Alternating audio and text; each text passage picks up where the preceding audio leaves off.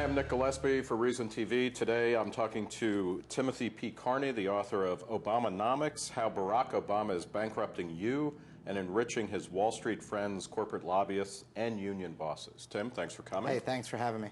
Let's start off with the title, Obamanomics. I'm pronouncing that right? Yes. Okay. Yes. Define Obamanomics for Obamanomics is expanding the government control over the economy, but doing it in concert with business. In other words, people like to throw around the word communist for Obama, but he's not killing businesses. He's saying, look, if you're willing to play the green energy game, you'll get subsidized, you'll get kept alive. We'll regulate you, but we'll also bail you out and give you handouts. And so he's delivering on more government control over the economy that he promised, but he also promised to kill the special interests.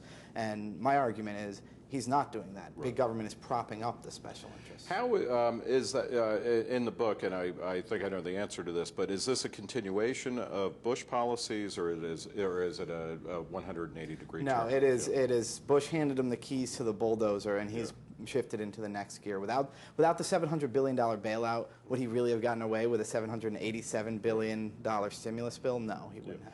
And in the foreword by Ron Paul, the congressman who ran for president, both as a libertarian back in 1988 and then again in 2008, the term corporatism comes up. What we're seeing here is really corporatism, not capitalism and not socialism. Exactly. You look at the global warming policies. There's a liberal way to do this. I mean, a left-wing socialist way to do that, but that's not what we're getting. We're getting subsidies if you have the right energy sources, a cap-and-trade system where the right company can get very rich. So profit is still part of it. It's just it's a government calling the shots as to how you profit as opposed to market forces. You talk about the big myth. What do you mean by the big myth? The big myth is the idea that big business just wants to be left alone. I mean, a lot of people say there's regulators and then there's business, and they're constantly battling. But occasionally reporters will notice, in an interesting twist, Walmart wants this mandate that you buy health insurance for your employers. In another interesting twist, Philip Morris wants regulation of tobacco. And it's not an interesting twist when it keeps happening again. So, yeah, why does big business want big regulation? Well, I call them the laws of Obamanomics. And one of the first is that when Congress is crafting rules or regulators are crafting the rules, that the lobbyists will get a seat at the table. And who has the lobbyists who really have that seat? It's not mom and pop, it's bigger business. So government intervention gives an opportunity for tweaking the rules. But probably the most basic is the notion that government adds to overhead. It adds to the cost of doing business when there are more regulations and more taxes. And so that has a bigger impact on the smaller business than it does on the big. So Walmart gets new costs if there's new mandates, but those costs fall much heavier on the smaller employers. So this is when Sarbanes-Oxley, the accounting rule overhaul came out. It was big business was fine with that. I mean, maybe they weren't fine with it, but they could soak up the extra costs, whereas it would really hurt smaller companies. And there were some big venture capital funds that got all sorts of great acquisitions from companies that were public and didn't want to be public anymore after Sarbanes-Oxley. Talk a bit specifically about how the big myth plays out in relation to pharma and healthcare reform. Oh, yeah. Obama ran for president running an ad beating up Billy Tozan. He was a Democrat, then a Republican in Congress. Now he became the drug industry lobby after helping write a Medicare drug bill that was very favorable to the drug makers. Obama rightly pointed this out as a problem. But then in August, Obama's chief of staff cuts a deal with Tozan in which he promises not to go after, the White House promises not to go after the special favors. The drug bill itself has all sorts of subsidies. The healthcare bill has subsidies for the drug makers. But Obama makes it sound like he's battling against moneyed interests. Everybody who's on the other side, oh, you're a shill for the health industry. Here's a question for you. Does capitalism or free markets, I mean, all of this corporatism, big government, it all exists. It needs money to fuel itself. And, you know, free markets, I think we agree, would tend to do better. They produce more. They generate more income and hence more taxes. In some way, does capitalism beget corporatism?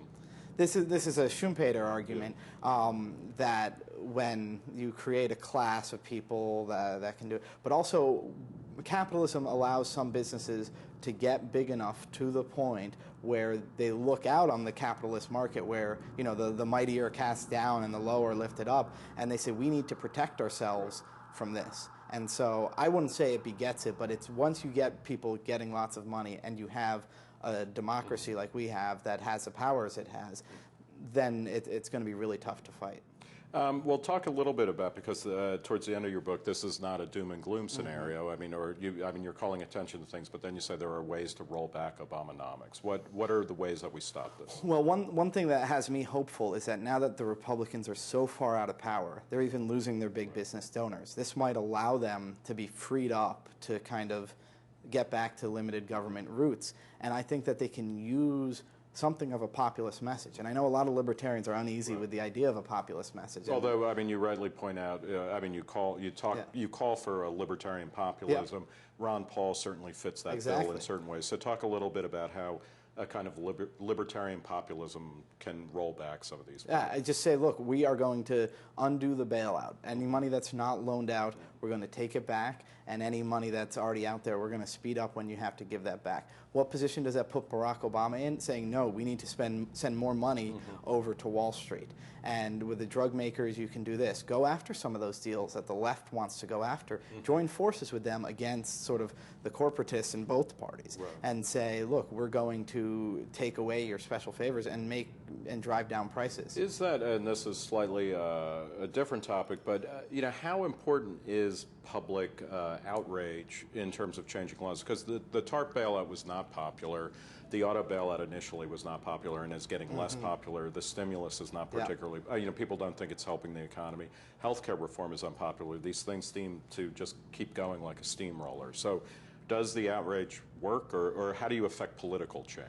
Well, I think that there's some things, I mean, public outrage could affect healthcare members going back for Christmas. Who knows what they're going to hear. In the House, there's enough vulnerable Democrats, just to talk about the current situation right now, enough vulnerable Democrats that if there's enough opposition, these people will be afraid. So obviously, you look at the bailout, I mean, the Wall Street bailout, that was overwhelming public opposition.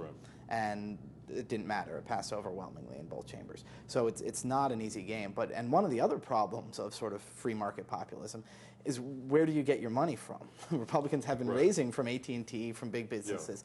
But I think Ron Paul shows the answer to that, where once people feel disenfranchised and they see this guy's actually not on the other side, you can raise lots of money in those $50 increments. And Obama, just because he put on that garb, he was able to raise money from regular people because they actually believed he wasn't going to be cozy with the special interests. So in a way, I mean, what you're calling for is a decentralization of political power that would be similar to a kind of decentralization of a lot of cultural and economic power. I mean, in an internet age, in a more spread out in a networked place. Yeah, I think that the models of the Republican and Democratic parties built around these big concentrations of wealth for raising funds, I'm hopeful that that will become less important. And I think both Obama and Ron Paul, their campaigns showed you know what that can do.